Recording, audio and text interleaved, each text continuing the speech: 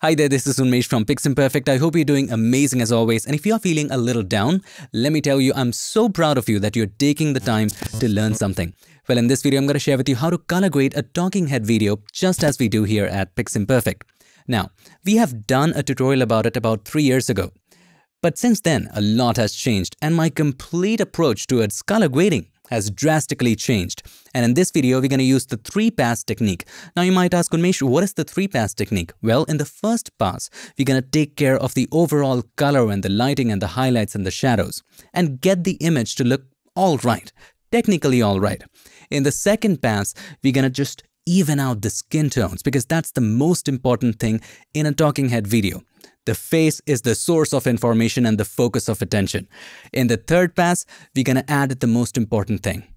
Actually, I did say the second was the most important thing, but the third pass is just the magic there, and it is adding that pop.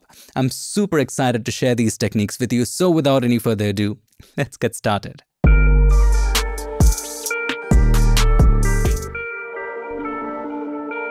Back in the magical world of video editing this time, and speaking of editing videos, if you are in the creative business, staying updated with what's going on in the world is super essential to keep your content relevant. But as creatives, we barely get time to watch traditional news, which never seems to get to the point.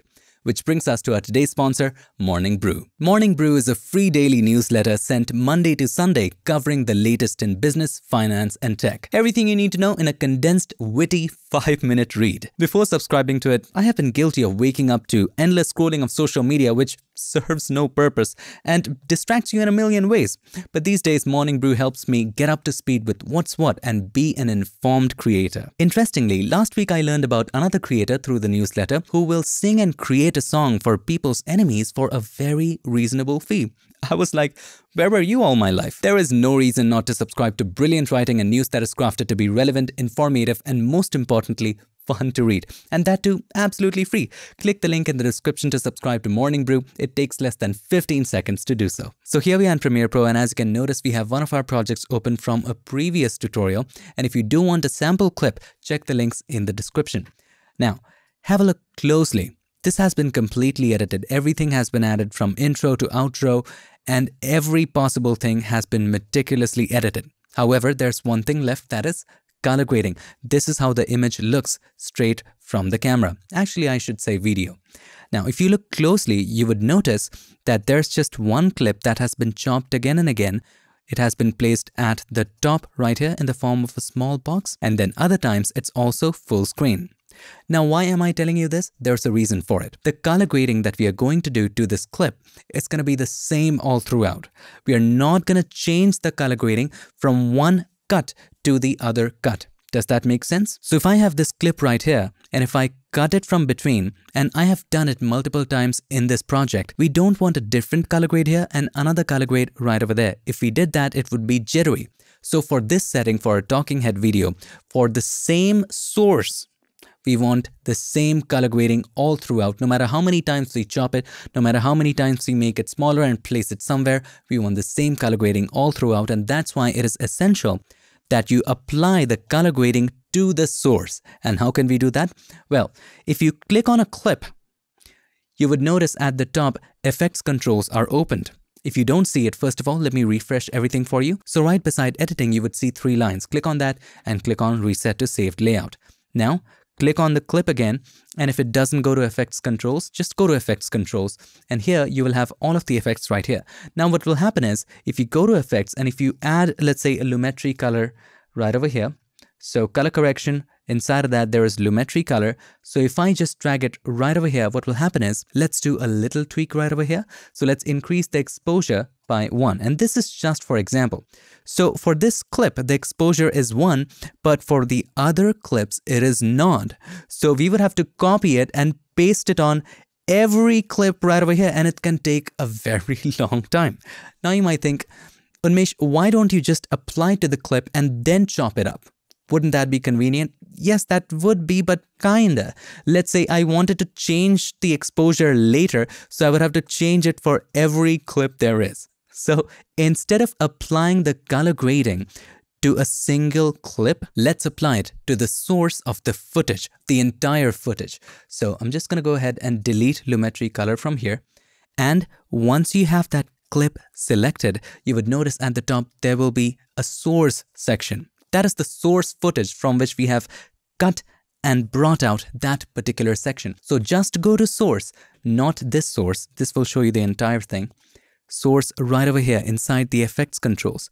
Click on source and there you place Lumetri Color. And now if I do any change right over here, let's say I increase the exposure to 1, the exposure is increased for this clip, this clip, this clip, the clip at the top, which is squished down. Every instance of the same footage has the changes applied. Does that make sense? So what do you learn from this? Apply the color grading to the source. Let's start with the first pass, which is fundamentally getting the colors to look right and just right. In the timeline, let's go to a section where we can see it all. And we're going to click on source inside effect controls. And then let's open up Lumetri Color. This is going to be our first Lumetri Color for the first pass. All right, let's reset the exposure. First of all, we need to set the white balance. Now you can use gray cards here. You can use the eyedropper tool and click on an area which is neutral. Sometimes it works, sometimes it doesn't. My thoughts are a little different and here's what I prefer. You might prefer something else, that's fine too. This is not photojournalism. Neither this is a scientific experiment that we have to be absolutely accurate with colors just the way they are. White balance to me is an artistic choice. So depending upon your artistic expression, you can choose to make it warmer, cooler, neutral. That's up to you. So it's always best to set it right in camera. And that's what I do. So here, I don't think we need much of an adjustment. So just a little warmth is what I want to add. So let's go for 3. And it was very close depending upon what I wanted. So let's set the tint to 0. And then slowly and gradually choose a number that works for us. -3. Let's go for -4. All right. Just a little more tint. And by the way, if this is too small for you, let's make it larger. No big deal. Now let's come to exposure. Exposure is also something which I highly recommend to set it absolutely right in camera. Now you have to set an exposure in such a way that even if we want to increase it later, we don't sacrifice the details in the highlights, or if you want to decrease it later, we don't crush the shadows. So somewhere in between is fine, and that's what I have done with this. So we don't want so much of an exposure increase. Let's go with 0.2, just a little bit. Now we're going to work with highlights and shadows to add a little contrast and make it less dull. And there's actually a very good reason why this is dull. And that is so that we can work and tweak in the highlights and shadows according to our liking. And the way to make the footage dull, or in other words flat, so that you have more details in the highlights and shadows, is to shoot in a flat picture profile. And I learned it from this video from Gerald Undone on how to set it for my Sony a7 III or overall any Sony camera. So do follow him, amazing guy, one of my favorite people to look up to when it comes to camera gear. Since the footage is flat, we can go crazy with highlights and shadows. Let's increase the highlights and set it to about 1920. Let's set it to 20 and have a look what difference it makes. Here's the before, here is the after. Adds a subtle shine to the footage. Let's decrease the shadows. Let's see what difference it makes. See, now we're talking. Now we are adding contrast. Let's add a little bit more to about -35. Now for the extreme dark areas, we're going to deal with blacks. So I'm not talking about the shadows or the dark areas. We're talking about the extreme dark areas, or in other words, blacks. So we can take that down as well. Let's try -10 and check if it's crushing the details. You can also click on this drop down and zoom into about 400% and check certain dark areas and continue to take it down. If we take it -20, see, it's just crushing it right over there. We want to be a little light with it, not even -10. Let's go with -5. We don't want to have the black so much right now because later we want headroom when we will add the pop to this footage. Also, while we're at it, if you look at the face, there are some areas that are just too bright. So to add the details back into those areas, let's simply decrease the whites. And as you do that, let's set it to -10. We begin to have more and more details and less extreme shine. We want a soft light there. So let's go for about -20. This makes it overall softer. If you want to look at the difference, here's the before. Have a look. We're completely blowing out the details in the candles as well. And here is the after. And by the way, if one of the candles right here just stopped lighting up, just know that the battery died. I'm sorry about that. So right now, overall, we have done the basic adjustment. So inside of basic correction, there is this checkbox right here. So let's turn it off and on to see what difference have we made. we have definitely come a long way. Now let's go to creative. Here, keep in mind this is a 1080p footage. So if I zoom in to 400%, you would be able to see it. See, this is 1080p, but we are rendering it in 4K because the Photoshop screen capture is in 4K, and I shoot in 1080p because of course, saving space and time. Guys, I have a super old computer. I really need to upgrade. So if you could support me on Patreon, that would be very helpful. Anyway, so the way to fake 4K right over here is to just increase the sharpening a little bit. So I'm going to go with about 60. And just as soon as we do it, have a look. It just looks awesome. Now, I know it looks very off right now because it's zoomed in too much. But if I zoom in up at about 200% or even 100%, this is the proper zoom. You would be able to notice that. So here's the before. See, it looks all blurred out. And here's the after. If you don't want that much, you can just decrease the sharpening. Let's go with 200% and let me share this with you. So if I turn off and on the creative, have a look. Here's the before. It just looks like it's blurred out. Have a look. Here is the before and here is the after. If you feel it's too much, let's go with 40. All right, 40 is a little better. So here's the before, here's the after. It definitely is creating some halos, but it's better than the blurred version. Let's just zoom out. Now let's make the colors come to life a little by simply increasing the saturation. Not too much, at about 110. Doesn't look like it made much of a difference, but it actually did. Here's the before. Look at this area of the footage. Let me zoom it in for you. Before, just look at this area. And after. We don't want it too much that the color starts bleeding and we begin to lose details. Now, if you want, you can also add a shadow and highlight tint. We don't require it here, but if you wanted to do that, you can make the highlights a little warmer and the shadows a little cooler. So for the shadow tint, we can go for a little bluish tone, and for the highlights, we can go for something warmer. We could do that, or we could do the absolute opposite. For the highlight tint, we could go a little bluer, and for the shadow tint, we could go a little warmer. This also creates an interesting effect. So let's take a look. Here's the after, here's the before. This was also interesting, wasn't it? We went to extreme, but you can also work with these rings as well. Now, you already know that curves is my favorite, and right down here you can see curves, but I'm gonna make a very heart-hurting decision here, and we are not gonna work with curves. Just hold on, there's a reason for it. The reason is we work with a lot of videos. Every other day there's a shoot, and with curves, if I wanted to change a little thing, I would have to change the entire curves. It might be amazing for one blockbuster movie, or if there's a very important project that I'm working on.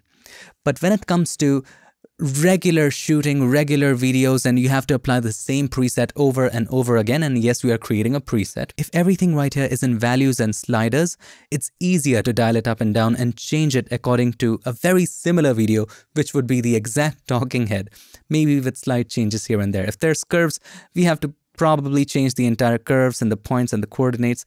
It can get complicated. So as a preset, it makes more sense not to use it because there are other controls right here which make it far more easier. Now comes an essential part of the lesson, and this can be a little tricky, and that is getting the skin tones right. Again, it's an artistic call. In a previous video, I worked with formulas to get it right, but it differs from image to image and the kind of artistic look that you're going for. This will give you a good starting point.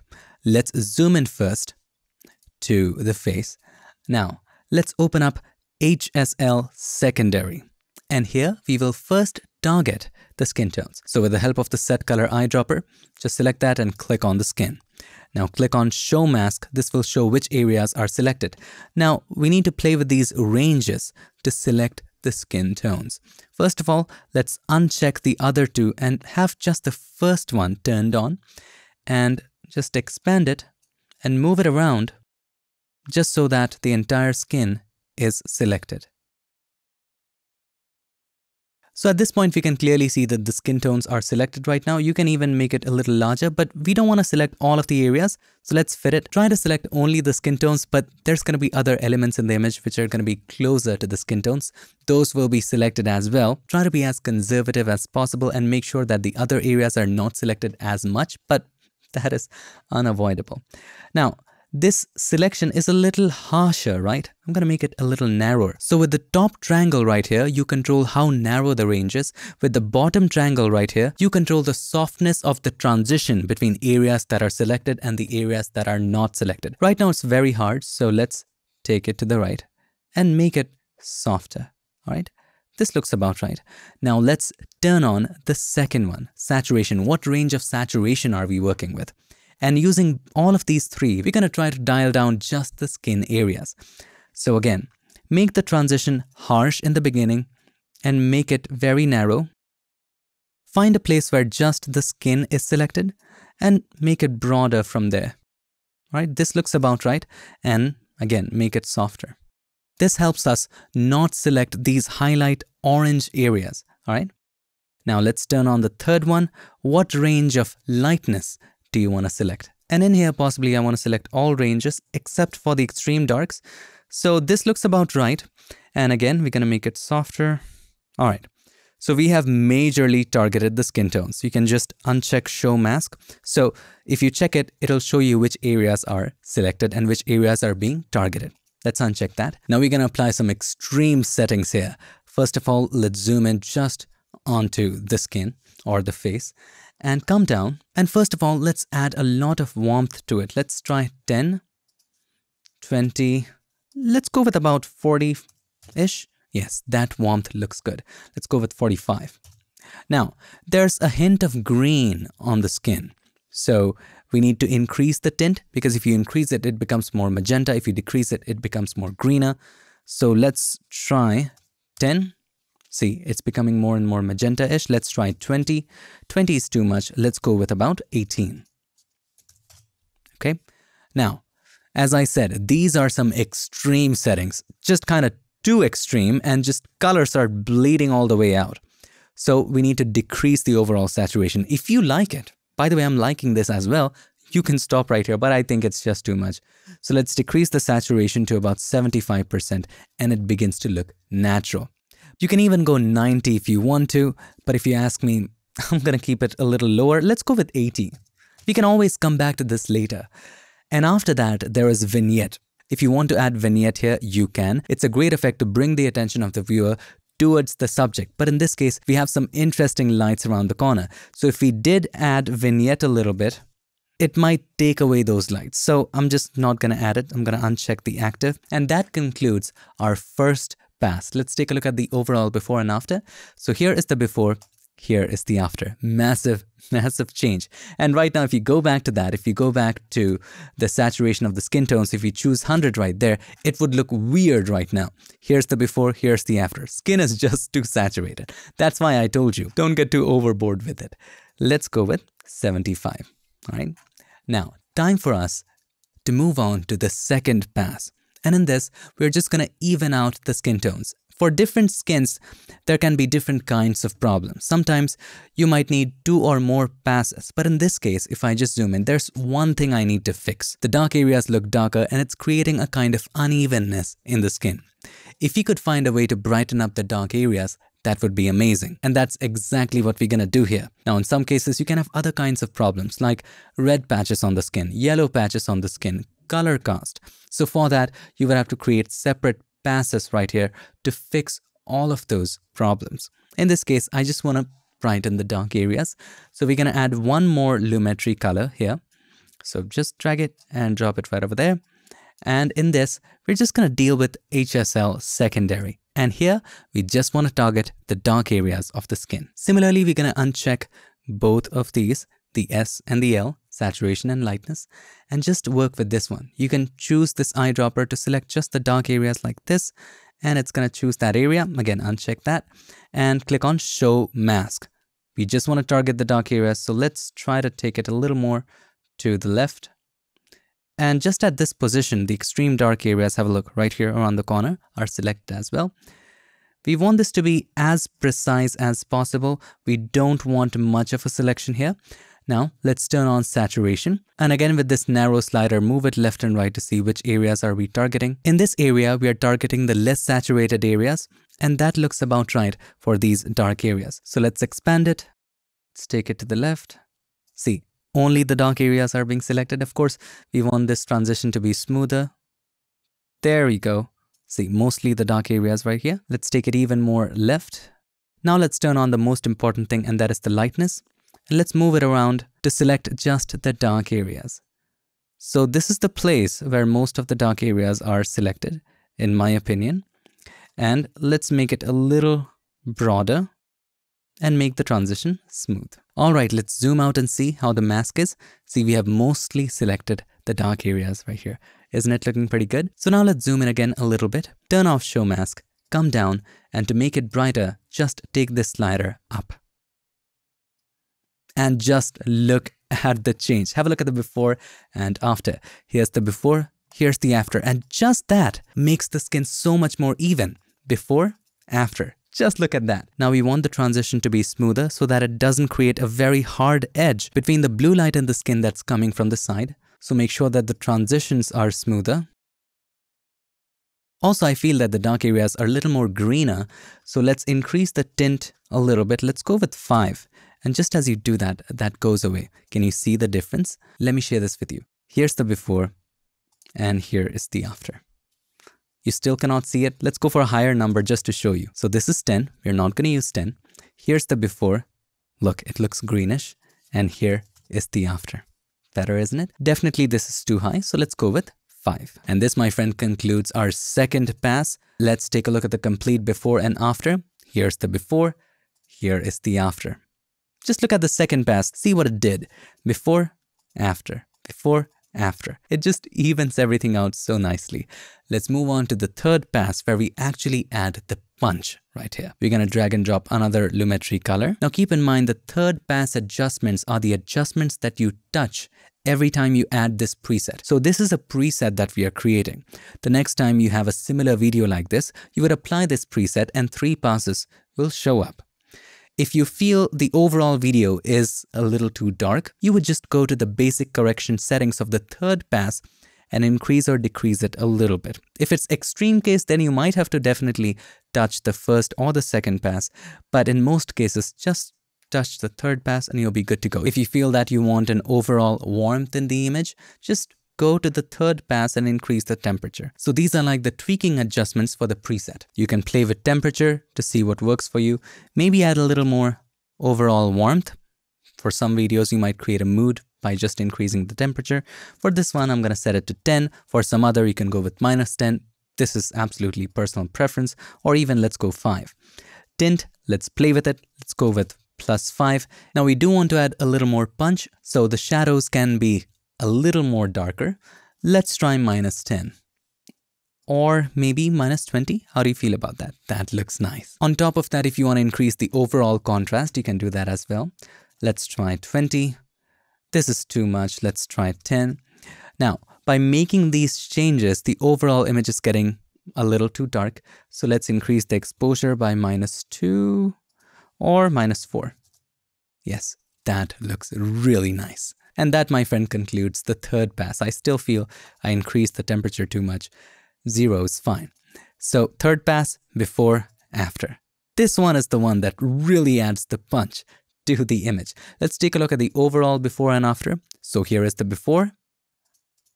Here is the after. And of course, if you want to save it as a preset, select the first one, hold the Control or Command, select the second and the third. All of them are now selected, right click on it and then choose Save Preset. Let's name it PiXimperfect 2021 and hit OK. Now this preset is saved under presets. Now all you got to do whenever you want to add it, first of all, let's delete all of this. So with all of the 3 selected, I'm just going to press the delete key. All I have to do is to get PiXimperfect 2021 right over here, and we'll have all 3 right there. So anytime you want to add it to a clip, just drag and drop this preset. So that's how I color grade my videos in Premiere Pro. Let's do a quick little recap. First of all, always apply the color grading to the source unless you want different color grading for every cutout part of the clip or the footage. All right, so apply it to the source inside of the effects controls. Now there are 3 passes. In the first pass, we overall correct the color and the lighting and everything and get the image to look decent. With the second pass, we even out the skin tones or fix skin problems.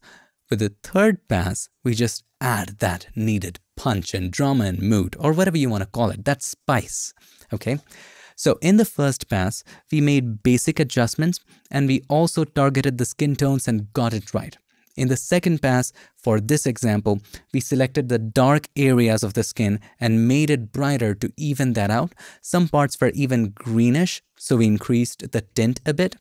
With the third pass, we just added a little more contrast and little more boost and punch. I hope this video was helpful, and if it was, make sure to give us a like and also don't forget to subscribe, and not just subscribe. Ring the bell so that you, my friend, don't miss any other future tips, tricks or tutorials.